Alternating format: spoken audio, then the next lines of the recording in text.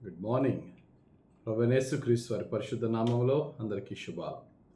ఈరోజు మన అనుదిన ఆత్మీయ ఆహారంగా కొరింథీయులకు రాసిన 2వ పత్రిక 4వ అధ్యాయము 7వ వచనాన్ని ధ్యానించుకుందాం. అయినను ఆ బలాధిక్యము మా మూలమైనది కాక దేవుని దయుండునట్లు మంటి ఘట్టములలో ఈ ఐశ్వర్యము మాకు కలదు. మంటి ఘటములలో ఈ ఐశ్వర్యము మాకు కలదు అనే విషయాన్ని ఈరోజు ధ్యానించుకుందాం. Treasure in earthen vessels. ఇక్కడ భక్తుడైనటువంటి పౌలు ద్వారా దేవుడు చాలా బలమైన కార్యాలు చేస్తున్నారు. ఆయన వాక్యం చెప్తుంటే అనేక మంది రక్షింపబడుతున్నారు. ఆయన ప్రార్థన చేస్తుంటే రోగులు స్వస్థత పొందుతున్నారు. ఐతుకు అనేవాడు చచ్చిపోయి రెండంతస్తుల మేడ నుంచి పడిపోయి తల పగిలి చచ్చిపోయిన వ్యక్తి మీద చేతులేసి ప్రార్థన చేస్తే బ్రతికేసి మరలా ఆరాధనలో పాల్గొన్నాడు. ఇటువంటి అద్భుత ఆశ్చర్య కార్యాలు జరుగుతుంటే పౌలు భక్తుడు తన్ను తాను ఎంతగా తగ్గించుకొని దేవుని ఎంతగా గణపరిచాడో చూస్తే ఈ మాటలో మనకు తెలుస్తుంది. మంటి ఘటములలో ఈ ఐశ్వర్యము మాకు కలదు అన్నాడు. మేము మంటి ఘటాలం. We are just earthen vessels. ఒట్టి వాళ్ళము, మట్టి వాళ్ళము. మా దగ్గర ఏమీ లేదు. మాలో ఉన్న ఈ శక్తి, ఈ మహిమ, ఈ ఐశ్వర్యం అంతా కూడా మాలో ఉన్న మా దేవుడని యేసుక్రీస్తు ద్వారా మాత్రమే అని తన్ను తాను తగ్గించుకుని తన దేవుడైన యేసుక్రీస్తు నామాన్ని గొప్ప చేసిన మాట ఈ మాట. ఒకసారి మన జీవితాన్ని కూడా తొంగి చూసుకుంటే, ఒకసారి మన గతానికి వెళ్తే మనం ఏ స్థితిలో ఉన్నాము, ఈరోజు ఏ స్థితిలో దేవుడు హెచ్చించాడు. మన పితరులు ఎంత దీన స్థితి నుంచి మరి దేవుడు మనల్ని పైకి లేపారు. అది ఆర్థికంగానే అవ్వచ్చు, ఆధ్యాత్మికంగానే అవ్వచ్చు. ఇంతకుముందు లేని ఆత్మీయత దేవుడు మనల్ని ఈ ఆత్మీయతలోనికి ఎలా పెంచాడు. కుటుంబాన్ని దినదినమూ దేవుడు దీవిస్తూ ఆశీర్వదిస్తున్న విధానం ఇవన్నీ చూస్తే నా తెలివి కాదు, నా జ్ఞానం కాదు, నా పిత్రార్జితం నుంచి వచ్చిన స్వాస్యాలు, ఆస్తిపాస్తులు కాదు. ఒకటే కనబడేది నా యేసయ్య కృప, ఆయన మహిమైశ్వర్యము, ఆయన ఉచితమైన ప్రేమ. ఈ ఆలోచన నిజంగా మనం కలిగి ఉంటే, ఈ అండర్స్టాండింగ్లో మనం ఉంటే, మనము కూడా పౌలు గారిలాగే మాట్లాడతాం. నేను వట్టి వాడినండి, మట్టి వాడినండి, నాలో ఏమీ లేదండి. నాకున్న ఈ గౌరవము, ఈ ఘనత, ఈ ఐశ్వర్యము, ఈ సమస్తమైన అధికారము నా యేసుక్రీస్తు భిక్ష, ఆయన దయ, ఆయన ప్రేమ మాత్రమే అని మనము కూడా పౌలు గారిలా చెప్పగలం. పౌలు భక్తుడు ఒకసారి అంటారు, అదే కొరింథీయులకు రాసిన పత్రికలోనే మొదటి పత్రికలో అంటారు, మీలో రకరకాల గ్రూప్స్ ఉన్నాయి. కొందరు నేను పేతురు వాడిని, నేను అపోల్లో వాడిని, నేను పౌలు వాడిని ఇలా మాట్లాడుతున్నారు. మేమంతా ఎవరమయ్యా? We are just instruments in God's hands. ఈ దేవుని చేతిలో మేము చిన్న వస్తువులు, వాడబడుతున్న ఒక సాధనాలు మాత్రమే తప్ప మేము కాదు కార్యాలు చేసేదని చెప్తూ కొరింథీయులకు రాసిన మొదటి పత్రికలో 3వ అధ్యాయంలో 6-7 వచనాలు ఉంటుంది. నేను నాటితిని, అపోల్లో నీళ్లు పోసెను, ఫలించి అభివృద్ధి చేసిన వాడు దేవుడే. 7వ వచనం చూస్తే, కాబట్టి వృద్ధి కలుగజేయు దేవునిలోనే గాని నాటువానిలోనైనను నీళ్లు పోయువానిలోనైనను ఏమీ లేదు. అక్కడ సంఘం స్థాపింపబడిందంటే, సంఘం ఈరోజు నువ్వు వర్ధిల్లింది అంటే అదేదో నా గొప్ప కాదు. నేను ఏదో దేవుని వాక్యాన్ని విత్తుకుంటూ వెళ్ళిపోయాను, తర్వాత అక్కడికి వెళ్ళి భక్తుడైనటువంటి అపోలో నా తర్వాత వచ్చి వారిని బలపరుస్తూ వారి కొరకు ప్రార్థన చేస్తూ వెళ్ళిపోయాడు.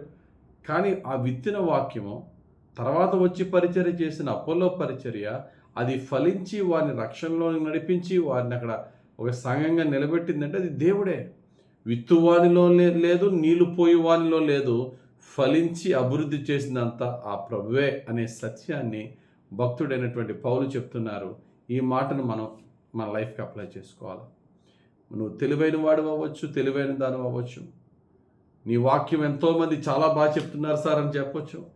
మన జ్ఞానంతో, మన ఇంటలెక్చువాలిటీతో, మన వాక్చాతుర్యంతో, ఒరేటరీ స్కిల్స్తో ఎంత చెప్పినా బహుశా బయట విన్నవారు బలి చెప్తారండి, మీ వాక్యాలు బాగుంటాయండి అని చెప్పొచ్చు తప్ప ఆ వ్యక్తిలోనికి వెళ్ళి ఆ వాక్యం, ఆ హృదయంలో ఉన్న ఆ చెడుతనాన్ని విడిచిపెట్టి అసత్యంలోంచి సత్యంలోనికి వచ్చి ఆ పాప బంధకాల్లోంచి ఆ ఎడిక్షన్స్లోంచి బయటికి రావడం అనేది మన వాక్చాతుర్యంతో జ్ఞానంతో చేసేది ఏమీ కాదు.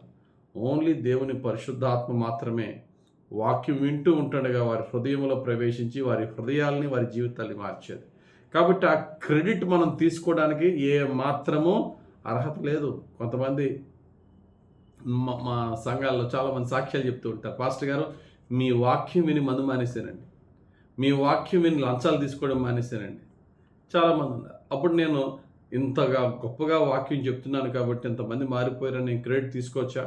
ఒకవేళ తీసుకుంటే మరి నేను ఒక త్రాగుడికి అలవాటు పడిన వాళ్ళని కూర్చోబెట్టి గంట సేపు నేను క్లాస్ ఇచ్చిన, నా సమస్త జ్ఞానంతో కౌన్సిలింగ్ ఇచ్చిన ఒక్క వ్యక్తిని కూడా మార్చలేకపోయాను.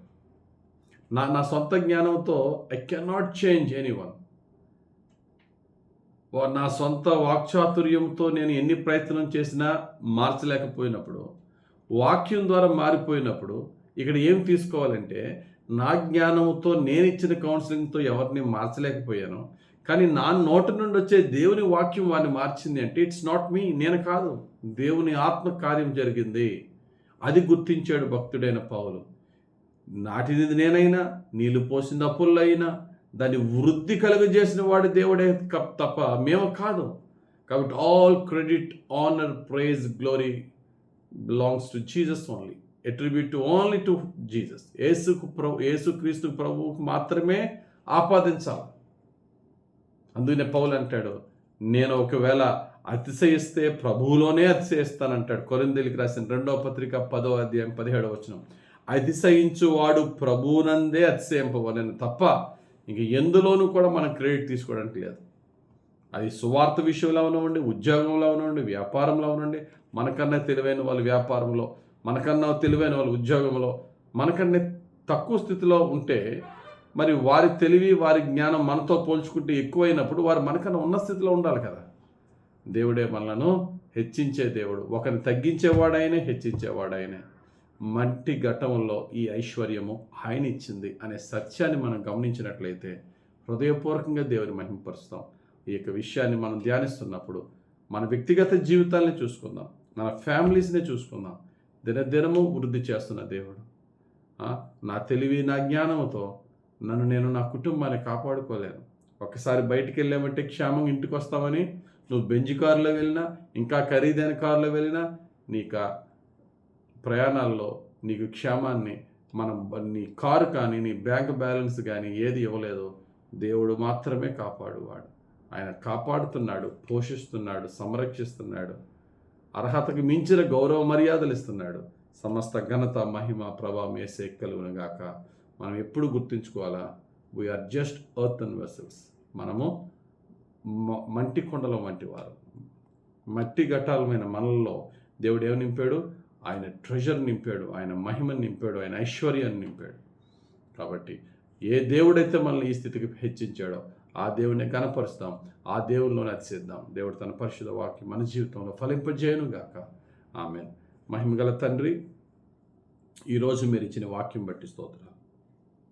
మాకు ఇచ్చిన ఈ నెమ్మది, ఈ స్థితి, ఈ గౌరవం, ఈ మర్యాద, ఈ ఐశ్వర్యము కలిగినది ఏదన్నా సరే మా అర్హతకు, యోగ్యతకు మించినది అది నీ ద్వారానే మేము పొంది ఉన్నామని గుర్తించి నిన్నే మహిమపరుస్తూ, అయ్యా మా స్థితిని మేము ఒప్పుకొనటానికి, నా చేతకాని స్థితిని, మా బలహీన స్థితిని ఒప్పుకొని ఈ స్థితిలో కలిగిన నన్ను ఇంత స్థితిలో పెట్టిన వాడు దేవుడే అని నిన్ను గణపరిచే సాక్ష్యపు జీవితం మా అందరకు ఇప్పుడు ఎల్లప్పుడూ దయచేయమని యేసుక్రీస్తు వారి పరిశుద్ధ నామములో ప్రార్థించి వేడుకొనుచున్నాం తండ్రి.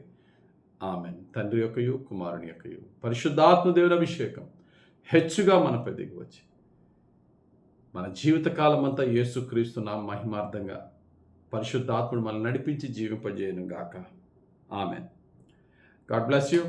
Have a very blessed day.